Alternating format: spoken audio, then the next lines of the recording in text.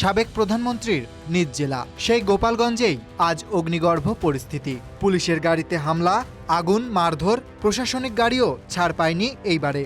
সোমবার সকালে গোপালগঞ্জ সদরের উলপুরে জাতীয় নাগরিক পার্টি এনসিপির পদযাত্রাকে কেন্দ্র করে ঘটে এই বিস্ফোরক ঘটনা। সকাল থেকেই সড়ক অবরোধ করে রাখে ছাত্রলীগ। হ্যাঁ, আপনি ঠিকই শুনেছেন, সেই ছাত্রলীগ যাদেরকে সরকার নিজেরাই নিষিদ্ধ ঘোষণা করেছিল। কিন্তু নিষিদ্ধ হয়েও গোপালগঞ্জে তারা এখনো সক্রিয়, তাণ্ডব চালাচ্ছে, পুলিশের উপর হামলা করছে। কিন্তু প্রশাসন যেন চুপচাপ দর্শকের ভূমিকায়।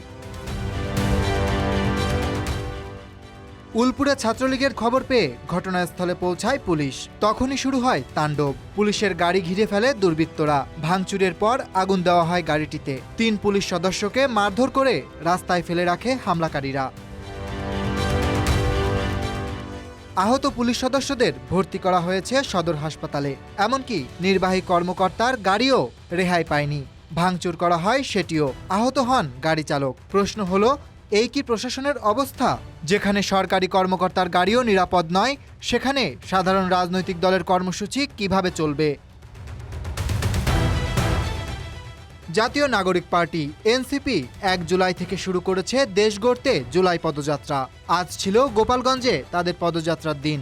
গতকাল 15 জুলাই দলের ভেরিফাইড ফেসবুক পেজে ঘোষণা করা হয় 16 জুলাই মার্চ টু গোপালগঞ্জ। কিন্তু সেখানেই তাদের পথ আটকে দিল ছাত্রলীগের তাণ্ডব।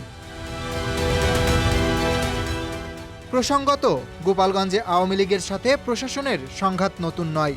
গত বছরের 5 আগস্ট গোপালগঞ্জে আওয়ামী লীগের অভ্যন্তরীণ কোন্দলে প্রশাসনের উপর ক্ষোভ উগরে দেয় দলটির নেতাকর্মীরা।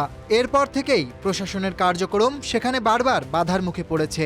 সরকার যদিও বলেছে ছাত্রলীগ নিষিদ্ধ, তবুও গোপালগঞ্জে তারা এখনো সব কর্মসূচির নিয়ন্ত্রক হয়ে আছে। এই নিষিদ্ধ সংগঠনটাই এখন যেন প্রশাসনের মাথাব্যথার কারণ হয়ে দাঁড়িয়েছে। এটা খুব স্পষ্ট যে গোপালগঞ্জে কোনো ভিন্ন মতের রাজনৈতিক কর্মকাণ্ড সহ্য করা হচ্ছে না। পুলিশের গায়ে হাত তোলা তো এক ভয়াবহ বার্তা। প্রশাসন যদি এখানে নীরব থাকে, তাহলে সাধারণ মানুষ কোথায় যাবে? এর আগেও দেশের বিভিন্ন জেলায় শান্তিপূর্ণভাবে কর্মসূচি পালন করেছে এনসিপি। কিন্তু গোপালগঞ্জে এসে যেন থমকে গেল তাদের পথ। এখন প্রশ্ন, গোপালগঞ্জ কি পুরো দেশ থেকে আলাদা কোনো এলাকা? সেখানে কি সংবিধান চলে না? গোপালগঞ্জে আজ এক অদ্ভুত বাস্তবতা, যেখানে পুলিশ নিজেই অসহায়, প্রশাসন যেন কোনো এক অদৃশ্য শক্তির কাছে জিম্মি। এই ঘটনায় রাষ্ট্র কি বার্তা দিচ্ছে জনগণকে? এটা কি রাজনৈতিক দমন, নাকি ভিন্ন মতের বিরুদ্ধে খোলা আক্রমণ?